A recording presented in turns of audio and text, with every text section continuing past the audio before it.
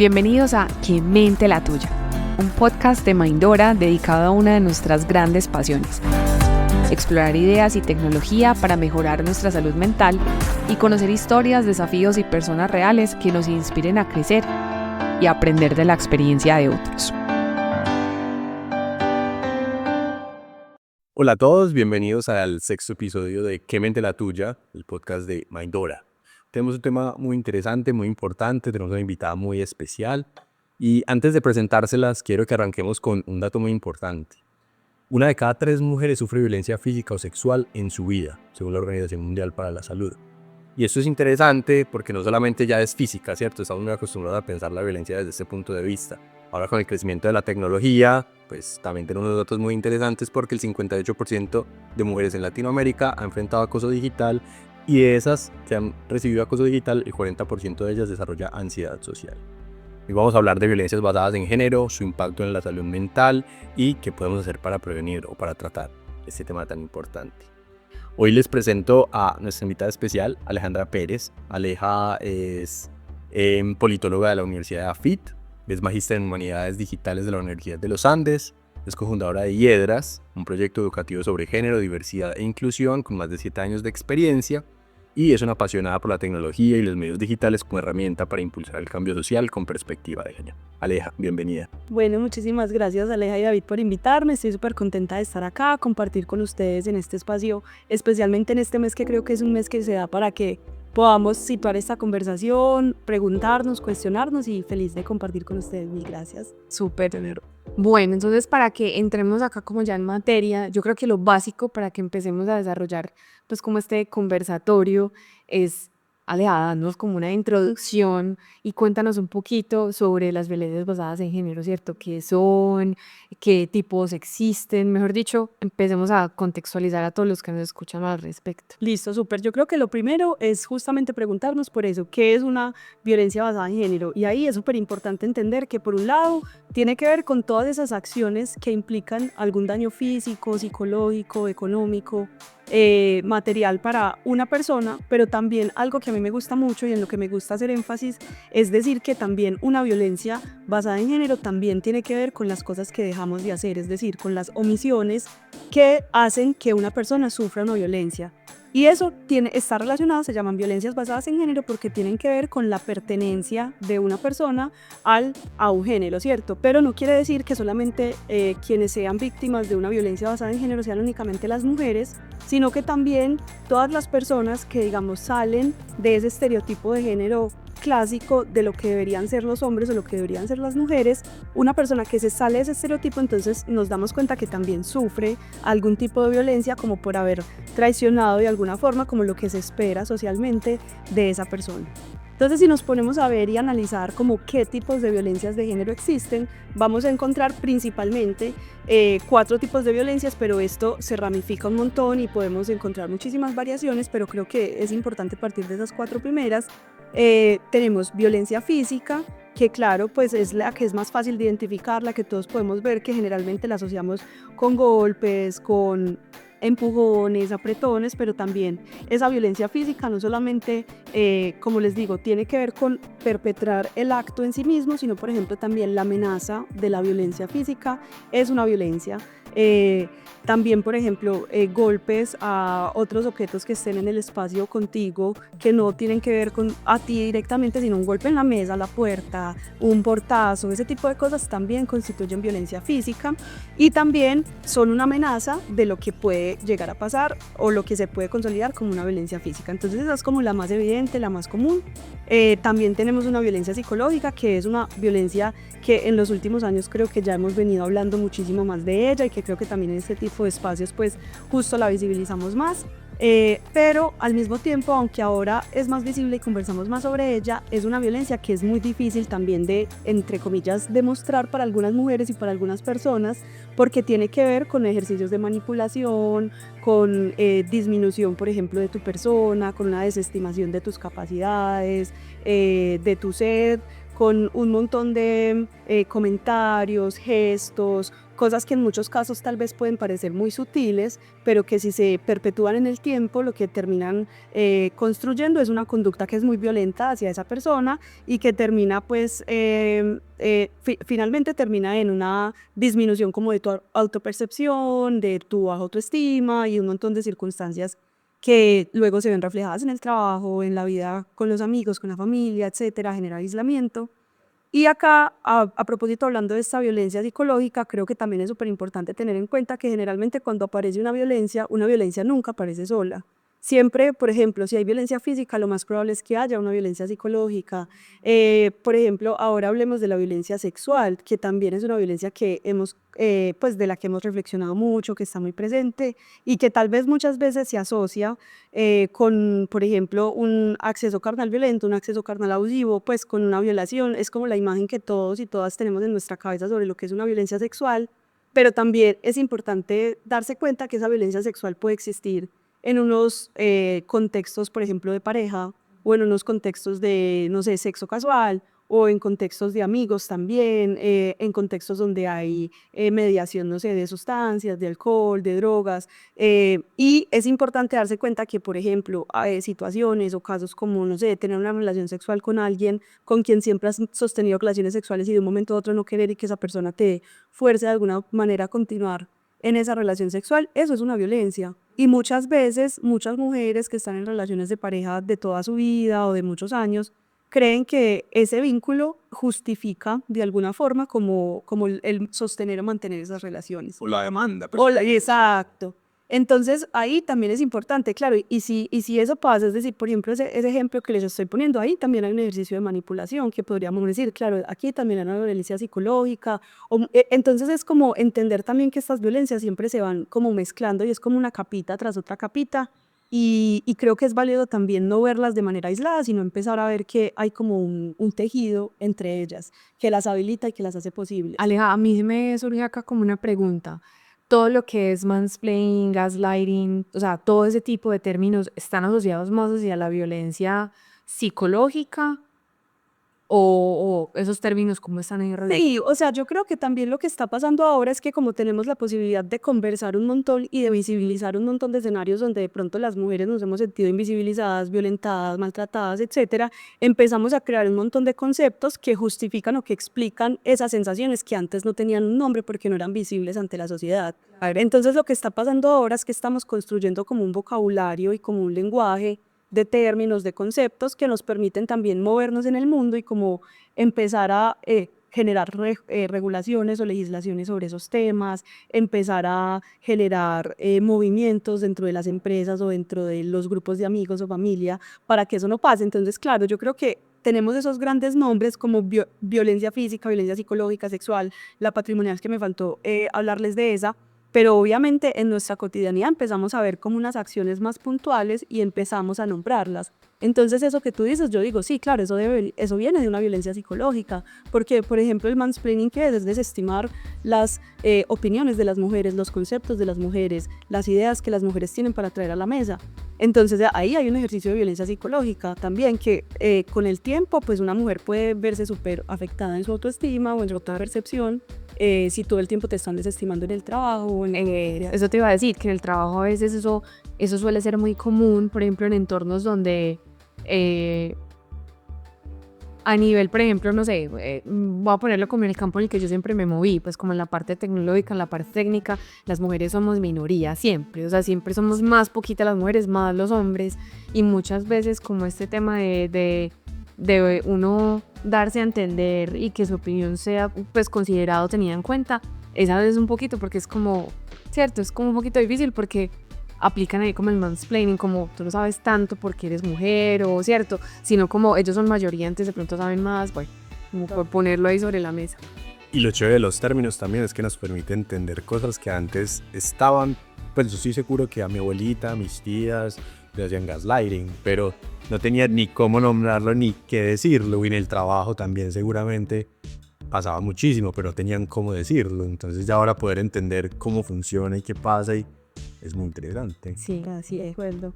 Bueno, íbamos en violencia física, psicológica, sexual, Y ahora me gustaría también hablarles de violencia patrimonial, que creo que es una violencia de la que no hablamos tanto, pero que justo tiene que ver con ese uso de los recursos que podemos hacer las mujeres y que muchas veces se ve coartado por relaciones de pareja, incluso en la familia, también por estereotipos, por creencias como que las mujeres no pueden gestionar su dinero, no son buenas administradoras y que es algo que veíamos hasta hace algunos años, y es que por ejemplo las mujeres no podían tener títulos de vivienda, Claro. una cuenta de ahorro, ¿cierto? Ese tipo de cosas. Entonces esa violencia patrimonial o violencia también económica tiene que ver con esas limitaciones que pueden tener algunas personas para poder hacer uso de su independencia económica, y que en muchos casos, por ejemplo, esa violencia también se puede ver reflejada en cosas como, por ejemplo, las demandas por alimentos, que una de las partes no cumple con ese deber económico, y eso hace que la otra persona tenga que sobrecargarse un montón para poder sostener una obligación que en teoría es compartida, como en este caso pues son los hijos, ¿cierto? Entonces ahí encontramos limitaciones, pero también hay casos donde pues hay unas limitaciones de las cuentas bancarias, donde no puedes gastar tu dinero, donde no puedes actuar, pues por ejemplo formarte incluso educativamente, porque entonces eso va a hacer que tú puedas acceder a distintas oportunidades y acceder a cierta independencia económica, y te va a limitar esa posibilidad de formarte y acceder a mejores oportunidades. Entonces ahí vemos también nuevamente cómo esto, claro, tiene que ver con dinero, tiene que ver con plata, pero al mismo tiempo también es un ejercicio de disminuir tus capacidades, pensar que no eres capaz, que no lo puedes lograr, que si lo logras entonces te vas a volver una persona que no va a cuidar de su familia o que no va a sostener cierto tipo de obligaciones que en teoría las mujeres deberían hacer. O que no sabe tomar decisiones con el dinero. Exacto, pero esto también, por ejemplo, no solamente le sucede a las mujeres, también en muchos casos hay hombres que sufren mucha violencia económica, y eso no se habla tanto, por ejemplo, donde, por ejemplo, las mujeres controlan completamente los ingresos y los recursos que entran a la casa, y pues este hombre en la relación de pareja no puede hacer uso de nada, no tiene idea de cómo, no puede gastarse 5.000 pesos en una caja de chicles, no sé, o sea, no puede hacer nada, y eso también existe, y eso me parece también que es muy válido poderlo nombrar y poderlo compartir, porque no es un escenario en el que todas las personas estemos como siendo, solo un grupo está sufriendo como una opresión, sino que también es importante como visibilizarlo en distintos frentes. Y sabes que eso es muy chévere que lo pongas sobre la mesa, porque es que es muy raro que eso se converse. O sea, uno, digamos que afortunadamente pues se ha dado la conversación y se ha dado el espacio pues para uno hablar de violencia hacia la mujer, ¿cierto? En diferentes aspectos, pero yo creo que tampoco se le ha puesto también como la lupa a estos casos, ¿cierto? Donde hay hombres que también son minimizados ahí como por ejemplo desde el frente económico, ¿cierto? Como no, tú no puedes tomar decisiones porque acá el poder de pronto lo tengo yo. No, incluso desde los 4 frentes, pues violencia física, tal, pues de todo exactamente. Sí. Pero incluso yo creo que por los nuevos constructos sociales el hombre no va y dice me pasó esto porque es visto como débil, mal, está cierto, como un montón de cosas que están ahí. Y que también justamente yo creo que este tipo de conversaciones lo que ha permitido es que por un lado pues se visibilicen muchísimo las violencias que principalmente se han ejercido contra las mujeres, pero que también ha dado un espacio para entender que hay otro montón de grupos que también son oprimidos, entre ellos los hombres, ¿cierto? Y que también ahí hay unas reivindicaciones importantes para hacer, y que también hay unas luchas pendientes como por librar.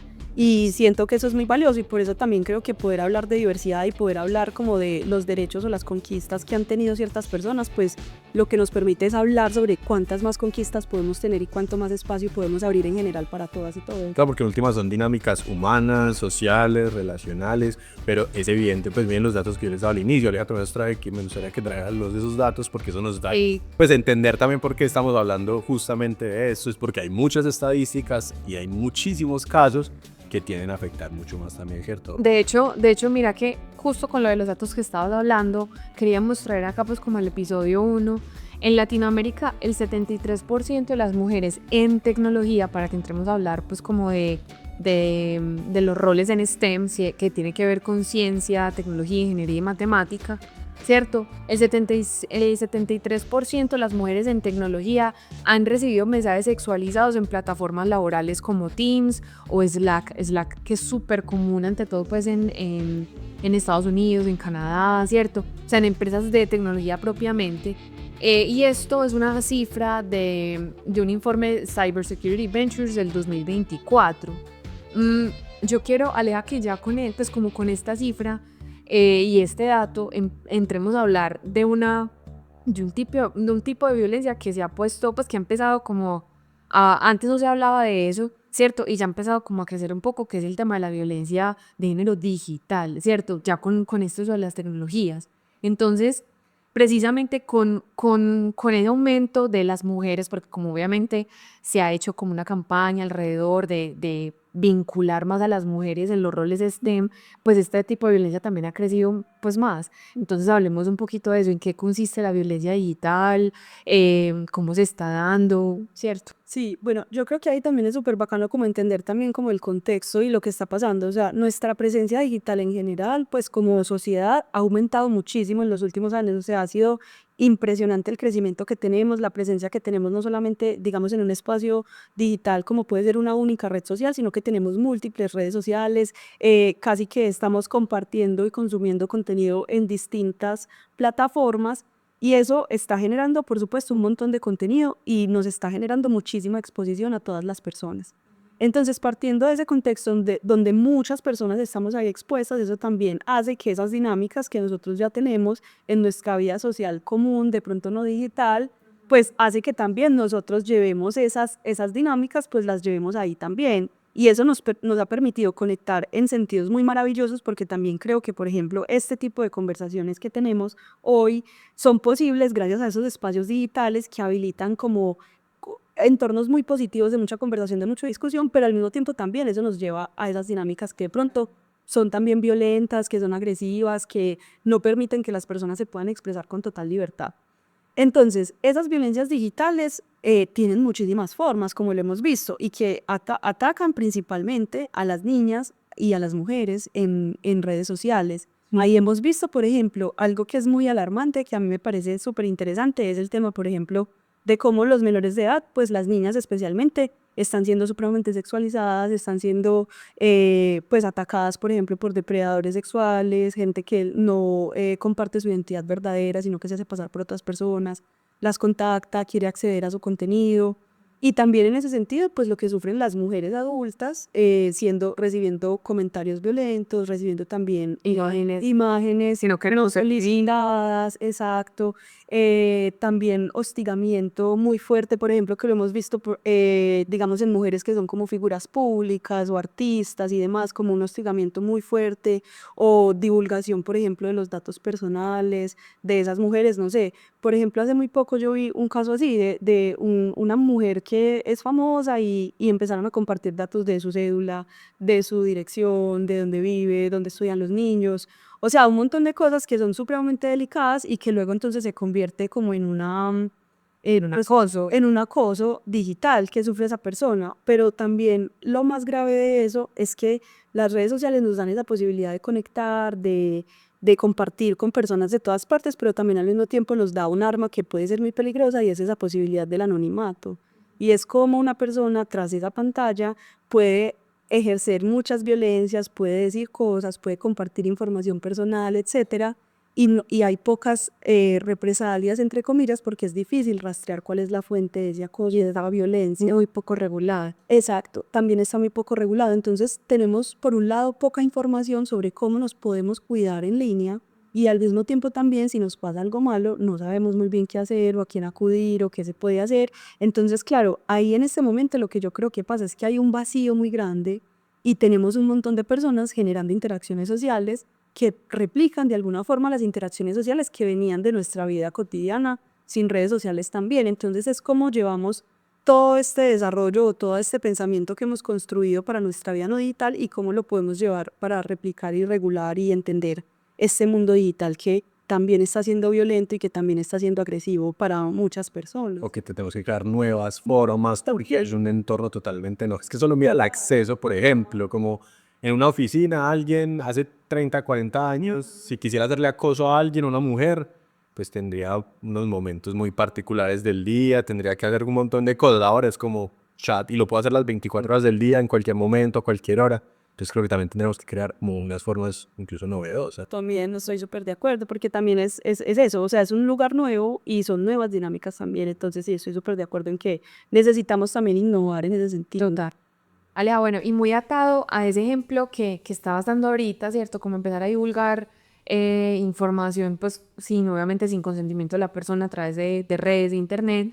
Ese caso puntualmente se determina doxing, o sea, hay dos conceptos que están como en este momento, digamos que volviéndose muy populares o generando un auge, pues, para que la gente los empiece a identificar mejor en términos pues, de violencia digital, y es el sextortion, ¿cierto? Que es obviamente pues como publicar imágenes tuyas, un poco sexuales o ya sexuales, ¿cierto? A través de internet. Y el doxing, que es empezar a publicar precisamente datos personales o sin tu consentimiento. Nosotros inclusive cuando estábamos preparando el episodio conversábamos mucho del caso de la ministra de Holanda, que es súper buena en su trabajo, o sea, es súper impecable, y esta mujer se va de fiesta, pasa rico, alguien la graba, sube todos estos videos de internet, empieza a decir como pues miren lo que está haciendo ella, se está haciendo de fiesta, miren todo lo que está haciendo, miren cómo rumbea, toda la cuestión, buscando dañar su imagen pública. A lo que es inclusive en ese momento recuerdo que digo como pues sí, yo me fui de fiesta y que pues como que esto no está dañando mi trabajo, esto no me hace menos profesional a mí, esto no daña lo que yo estoy haciendo desde lo profesional, pues como que qué tiene que ver, y me parece de hecho un acto también como de muy mala fe, pues que lo empiecen a hacer, pues con qué fin, ¿cierto? Como de dañar mi reputación, que... Entonces esto es muy bueno como empezarlo a tener en cuenta, porque ya vamos a entrar pues como en ese tema del impacto emocional que tienen este tipo de violencias en nosotras las mujeres y en nuestro trabajo. Antes de entrar inclusive como pues ahí a hablar David de eso, teníamos también como un caso de una startup de Chile, de Santiago de Chile, donde básicamente perdió a 5 ingenieras senior en el 2023 tras un caso de extorsión por parte de un ejecutivo. Y la empresa, esto lo queremos traer pues acá al podcast porque a la empresa le costó mucho, le costó alrededor de $500,000 en reclutamiento de año empresarial. Recordemos que reclutar a una persona, la curva de aprendizaje, todo lo que la empresa invierte en su capacitación, en su desarrollo como profesional, pues, cierto, es una inversión que está haciendo, y luego una indemnización por un caso de acoso, pues también se vuelve muy teso.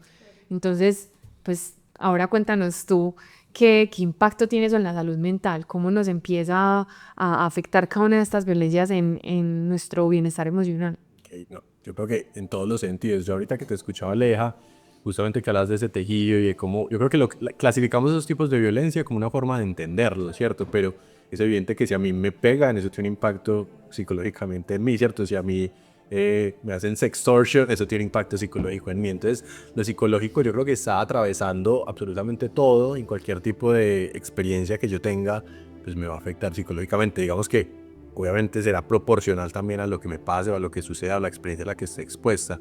Cosas sencillas como inicialmente, obviamente sentimientos de estar afligido, de estar triste, de estar aburrido, de baja autoestima, de aislamiento, que tú lo nombraste ahorita también. Y lo interesante es que incluso en estos como casos en donde no estamos hablando de trastornos ni siquiera, ahí puede haber mucha culpa y puede haber mucha vergüenza, ¿cierto? Entonces, pues, la ministra, pues el caso que estabas diciendo, súper bien, es como, yo no me tengo nada que avergonzarme, esto es lo que yo soy. Si esto hubiera sido, no sé, un video sexual, otra cosa, podría generar vergüenza, podría generar culpa, podría cambiarle todas sus relaciones interpersonales a partir de solamente esa experiencia. Entonces, sí altera y sí genera un impacto supremamente importante ahí. La psicología es muy... Yo les puedo dar respuestas generales, es muy frustrante porque generalizar es muy difícil, ¿cierto? O sea, no es lo mismo a alguien que le dijeron, no sé, un insulto, tú no sirves para nada en el trabajo, a la que en el trabajo la violaron y además le dijeron tú no sirves para nada, ¿cierto? Como que cada experiencia tiene un impacto supremamente diferente y porque cada persona también es única.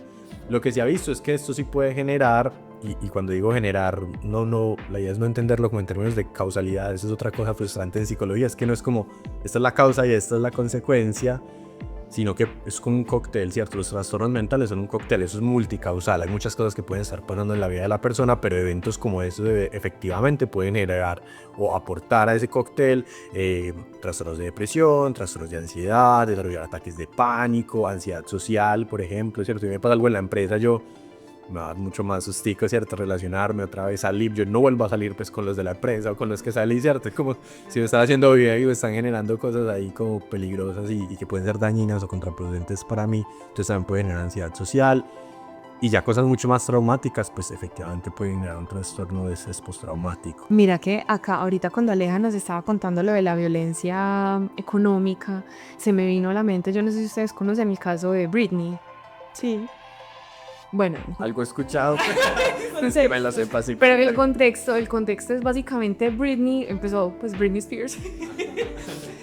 A mí toda la vida me encantó Britney, pues, o sea, es que Britney, pues, yo creo que para muchas fue un super ícono, pues, de la música, nos encantó gran parte de nuestra vida. Pero el tema con Britney puntualmente es que ella empieza a trabajar muy joven, o sea, ella empieza a trabajar como desde los 12, 13 años, desde, o sea, como, pues lo voy a decir semillero, pero obviamente su semillero no es en Disney, que los empiezan a desarrollar como artistas y todo el cuento, entonces obviamente ella es menor de edad, empieza a ganar dinero, se empieza a volver muy famosa, empieza a desarrollar su carrera y su papá empieza a tomar como a ejercer un poder sobre todo el dinero que ella empieza a ganar. Y el hombre, junto con unos abogados, desarrolla como una especie de trust fund, es como un fideicomiso o algo así, donde básicamente le dice a ella, tú no puedes acceder a nada de la plata que tú te has encargado de hacer toda tu vida. Entonces, aparte de que el tipo le corta como los derechos, o sea, él le dice a ella como bueno, así tú llegues a ser mayor de edad, ya llegues a los 18, 25 años, no puedes acceder a él porque es que tú no tienes las capacidades suficientes para tú tomar decisiones sobre el dinero que tú estás ganando. Entonces, claro, esta mujer se vuelve una máquina de dinero, el papá también, aparte de todo, la explota un poquito mucho, bastante. Y ella empieza en ese tema de trabajo, produce un montón de plata, pero nunca puede acceder a él, jamás. Entonces, este hombre empieza a ejercer una violencia económica, se podría decir, sobre ella demasiado fuerte, al punto que ella dice como, venga, y entonces, y se ve súper forzada a realizar contratos 2, 3 años, o sea, unas horas súper largas de trabajo, o sea, unas jornadas súper fuertes, que eso ya inclusive, bueno, ya es una afectación emocional desde otro lado, pero mira o sea, solamente el caso de Britney Spears es un tema inclusive de estudio. Sí, es inclusive súper teso porque solamente lo que el papá hizo con ella del tema de la plata, pues, y es algo que inclusive hasta este momento ella no puede tener inclusive libertad sobre su dinero, sobre ella misma, o sea, es una violencia de género fuertesísima. Y creo que afectó su salud mental. Obviamente no, Britney en este momento está mal. Ok. Entonces sí, pues yo creo que ahí ese es un muy buen ejemplo. Todavía hay que ver como caso a caso, obviamente cada situación es compleja, pero que tiene un impacto, lo tiene sí o sí, que hay que reconocerlo, que hay que entenderlo, que ojalá también pueda haber como acceso a profesionales, acceso a reconocimiento, como detección temprana, eso es súper importante. Y tú ahorita decías algo que eso también le pasa a las niñas, o sea, pues solamente el tema digital a menores de edad. Y la cosa con que sean menores de edad es que no solamente, bueno, son menores de edad, sino que el cerebro está en desarrollo y el impacto de algo traumático, algo violento, en ese momento de la vida es mucho más fuerte. ¿Cierto? No es lo mismo que le manden, como lo que decía ahorita, un dick pic, una imagen no solicitada a una niña de 12 años, a que se la manden a una mujer de 36 años casada, ¿cierto? O sea, son dos experiencias totalmente diferentes y el impacto de la violencia en menores de edad, en niñas, sobre todo chiquitas, pues obviamente va a ser mucho mayor como a lo largo de la... O sea, eso puede generar secuelas por el resto de la vida, pues también. No, y eso es demasiado, pues eso es demasiado incómodo, porque por ejemplo, o sea, desde mi experiencia, y bueno, yo sé que a muchos les ha pasado, a veces, por ejemplo, LinkedIn, que es una red social laboral que uno podría considerar muy seria, ¿cierto? O sea, que uno dice, no, acá yo solamente estoy haciendo negocios, estoy contactando aliados, estoy conociendo a fulano para hacer esto, y empiezan algunos a escribirle a uno mensajes, hola, ¿cómo estás de linda? O cosas así. O, me interesa mucho lo que tú haces, pero eres muy hermosa. Y yo, pues como comentarios que uno dice, que, o sea, este no es el lugar, o sea, como, y yo tampoco te pedí que me dieras esto, como estás siendo demasiado irrespetuoso conmigo, ¿cierto? Y no tiene que irse uno a algo tan grave como para uno decir, uy, no, esto me afectó, ¿cierto? O esto sí tiene validez porque es muy grave, muy pesado, sino como cositas como esas, uno dice, cuál era la necesidad, ¿cierto? O sea, ¿con qué objetivo hiciste eso? ¿Por qué lo hiciste, cierto? Y más en un entorno así. Y que ahí también me parece algo muy importante que lo nombras, porque también creo que es importante entender que todas las violencias basadas en género también están permeadas por un ejercicio de poder, ¿cierto? Y es la persona que agrede a otra también lo hace porque tiene la idea de que lo puede hacer. O sea, también muchas veces, o sea, una violencia sucede porque tú te sientes en la capacidad de hacerla, de ejecutarla, y porque también de alguna manera cuando ostentas una situación de más poder, también las consecuencias de ejecutar esa acción violenta contra otra persona en ciertos contextos, tipo un contexto laboral y demás, son menores. O sea, como que no tienes tantas posibles represalias, entonces tienes de alguna forma más incentivos para poder ejecutar una acción violenta, porque sabes que si tú le envías un mensaje, si tú eres un super ejecutivo y envías un mensaje por LinkedIn a, no sé, 50 mujeres, 20 mujeres, probablemente nada te vaya a pasar. Exacto. O no te van a decir nada porque tienes un alto cargo. Ajá, exacto. Y no quieres tener un conflicto reputacional o demás con una persona que es más poderosa que tú. Entonces eso también es súper importante entender que también en muchos casos esas violencias que se ejercen también hay personas que las ejercen porque están permeadas por una capa de poder, de prestigio, de pocas, entre comillas, consecuencias sobre su acción, y eso les permite o los hace sentir más habilitados para poder ejercerlas. Buenísimo. Muy bien. Yo les traía dos datos también súper chéveres de justamente que cómo podemos y nos vamos moviendo también hacia allá. Sí. Entonces, como que vamos haciendo. Este era un caso de una multinacional en Costa Rica que redujo un 30% la rotación femenina tras implementar canales anónimos de denuncia. O sea, como lo que tú estás diciendo, que bueno, uno en una empresa, pues poder poner un canal, hey, pues, Pepito Pérez me está hablando por LinkedIn, me está diciendo esto, ¿cierto? Claro. Solamente con eso, 30% menos de rotación femenina, o sea, que se van menos, o sea, también uno se puede ir, ya obviamente yo no digo uno porque yo no estoy en ese lugar, pero que tanto Claro. el entorno, si es un clima laboral que es desastroso, en donde esas cosas se permiten o incluso se alientan, porque también pasa, hace que la rotación femenina sea mucho más alta. Eso es muy importante para las empresas, para que también lo piensen, porque eso tiene costos y eso tiene, ¿cierto? Como a nivel cultural, a nivel de bienestar y a nivel económico también. Mira que algo que me parece muy bonito de lo que estás hablando y es ese tema de la pedagogía, pues que eso se une pues precisamente a este espacio, a este episodio que estamos desarrollando, porque muchas veces inclusive ese caso no necesariamente sea dentro de la empresa, muchas veces es un tipo X que llega y te escribe y te contacta y te dice cosas. Supongamos que no sea del trabajo, que también puede ser por Instagram o TikTok o lo que sea, ¿cierto? Pues muchas mujeres llegan y lo exponen y dicen, mira, este tipo lo que hizo, denúncialo, tal cosa, o sea, ¿quién se cree tal cosa? O sea, como que, porque eres irrespetuoso, bla, bla, bla, bla. Pero yo creo que generar este tipo de pedagogía, de espacios, también para los hombres, ¿cierto? Ayuda a que este tipo de cosas se reduzcan un poquito, como, hey, ¿bajo qué contexto puedes hacerle un comentario a una persona, a una mujer, sobre su capacidad intelectual, o sea, sobre su inteligencia, sobre su belleza, lo que sea, ¿cierto? Como realmente hay un espacio, lo deberías hacer, se puede, no se puede, o sea, como que empezar a entender si eso sí es bueno o no, ¿cierto? Porque muchas veces inclusive existe la línea ética, la famosa línea ética, o esas áreas pues como de cuidado de la empresa, pues anonimato, para que tú des este tipo pues como de quejas, pero que bueno no llegar a la queja, ¿cierto? Como que bueno tú no tener que poner una queja, sino también que las empresas pudieran generar esos espacios donde se hace una pedagogía alrededor de qué cosas no debes hacer.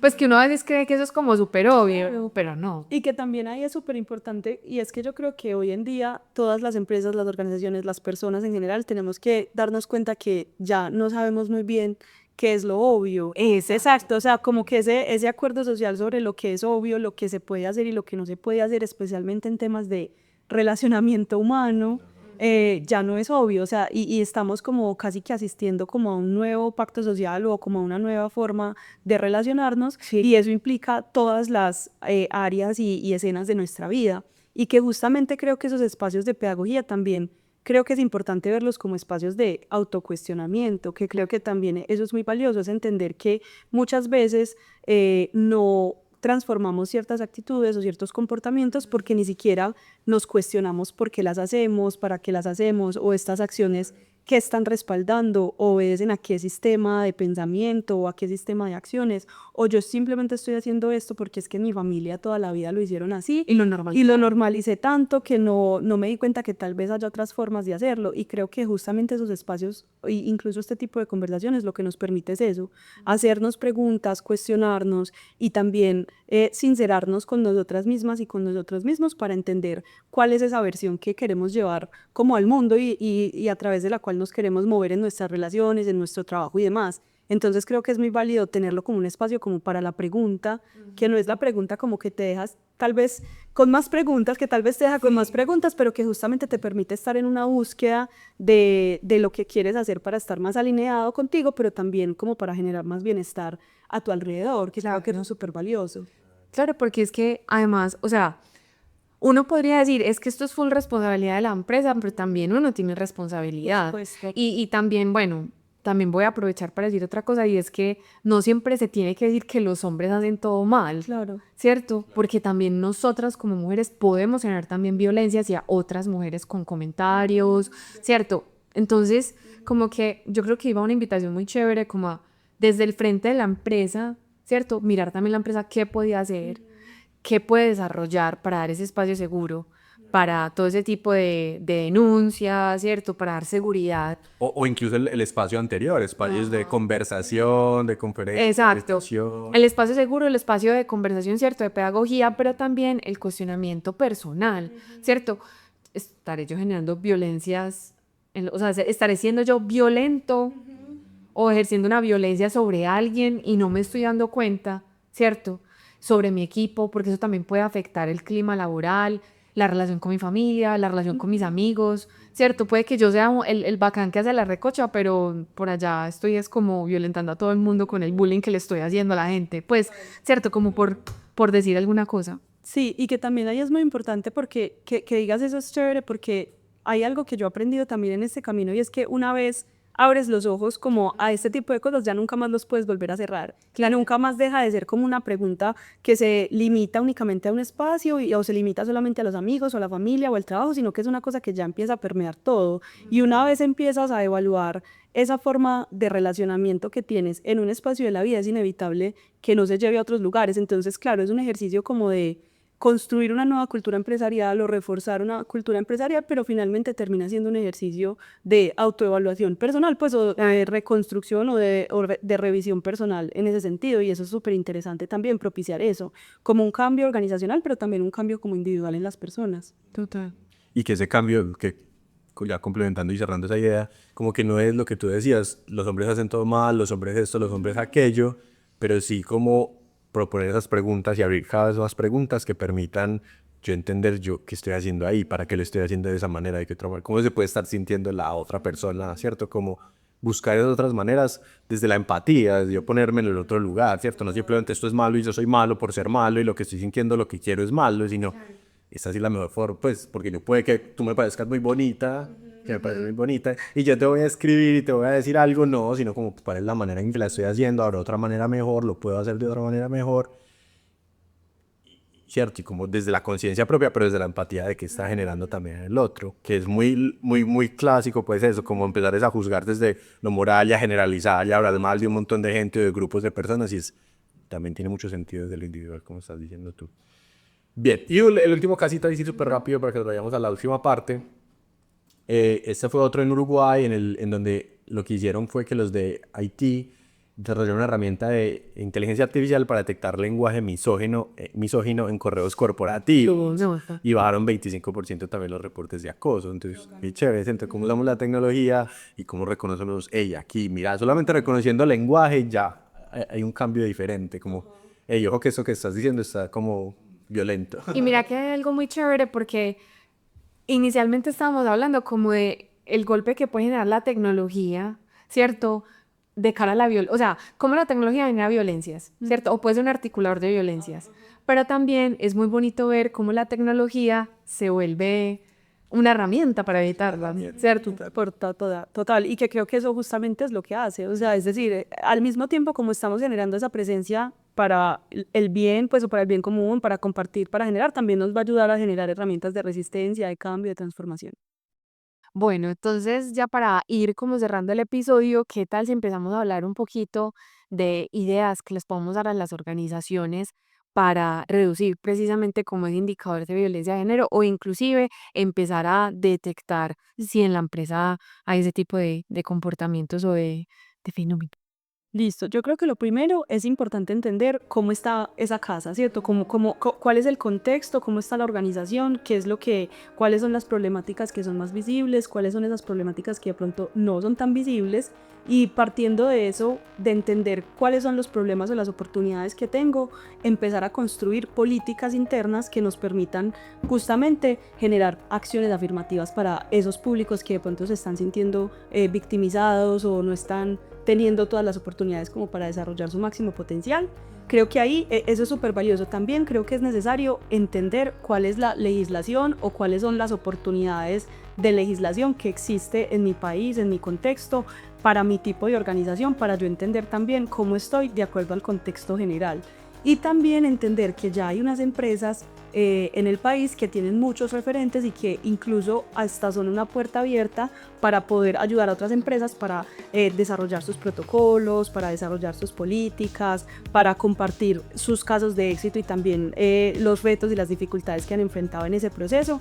Entonces creo que eso es muy valioso, como entender primero cuáles son tus públicos, cuáles son tus oportunidades, y partiendo de eso que ya sabes y que ya conoces, crear una política que sea acorde para las personas que hacen parte de tu organización y para el estilo de organización que tienes también, porque creo que muchas veces cometemos el error en estos temas de diversidad, equidad e inclusión, y es que creemos que es una plantilla que se puede replicar.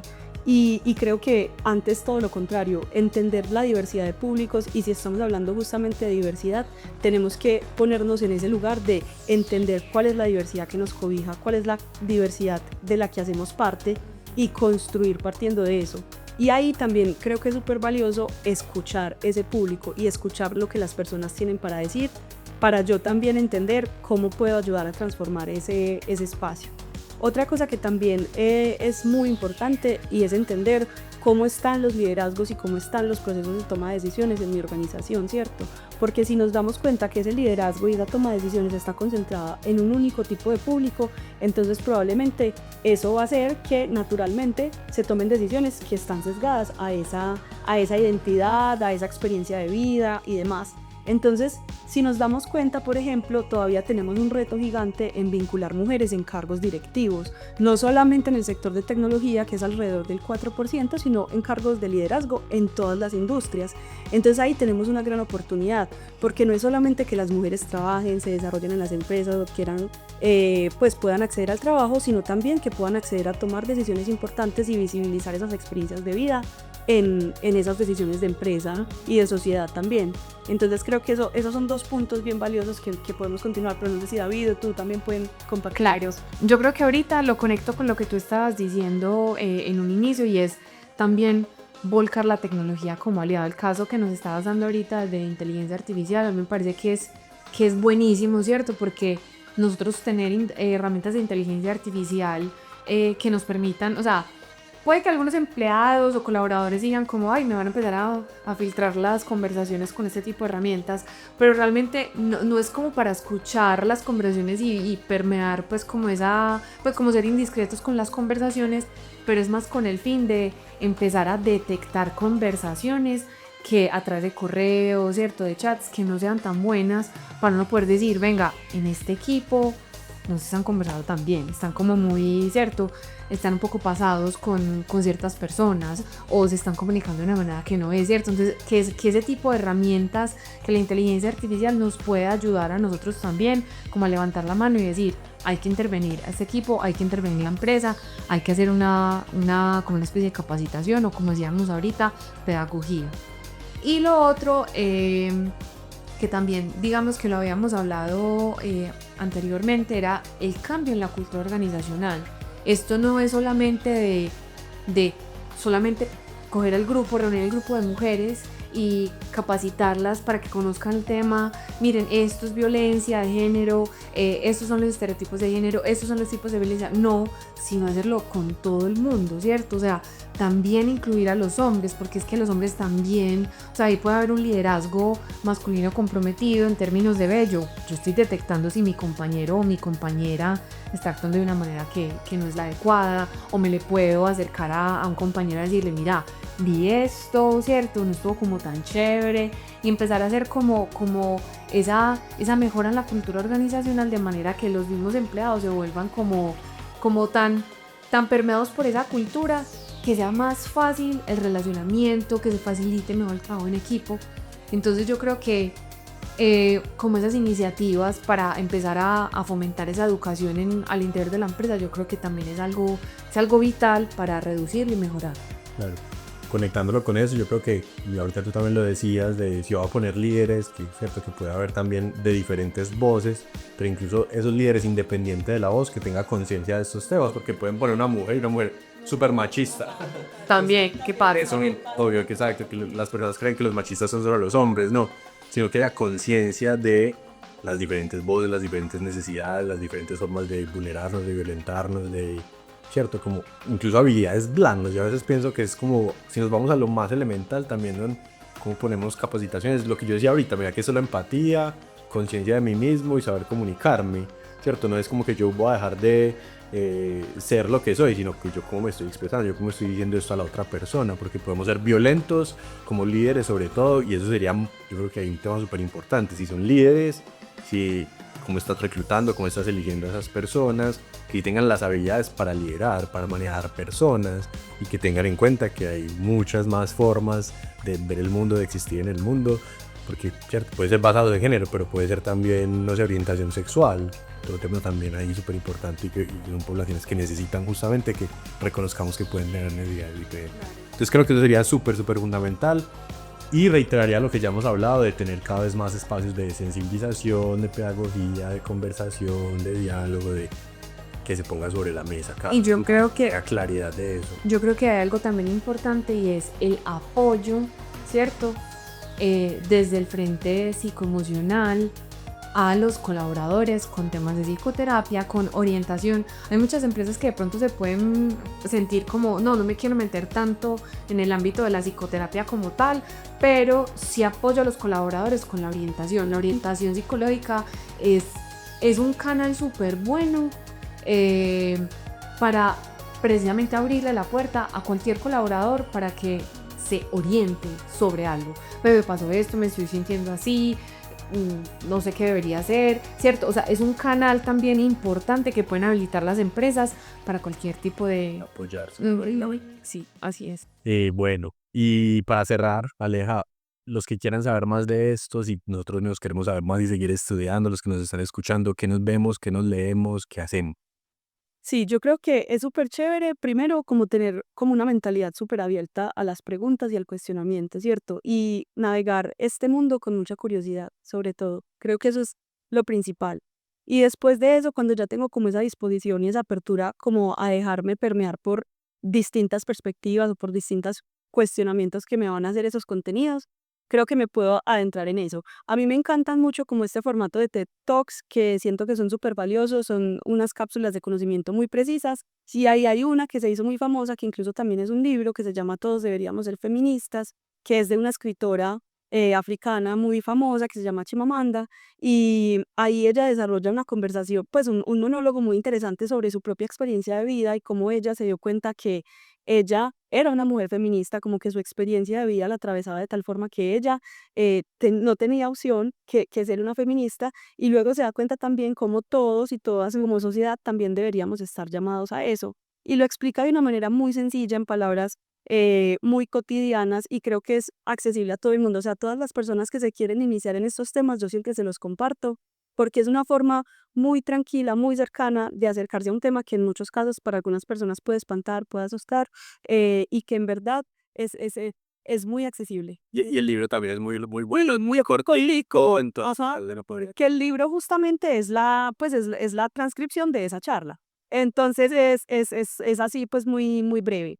Y además de eso también hay otro TED que me parece encantador, que es el de Brené Brown, que es el poder de la vulnerabilidad, porque creo que justamente cuando hablamos de estos temas nos tenemos que permitir como organización, como sociedad, como personas ser vulnerables, porque son temas que por mucho tiempo estuvieron como debajo de la mesa y que hoy los estamos exponiendo y que eso también mueve sensibilidades y nos moviliza y mueve de pronto historias difíciles en las familias, en las organizaciones, no sé.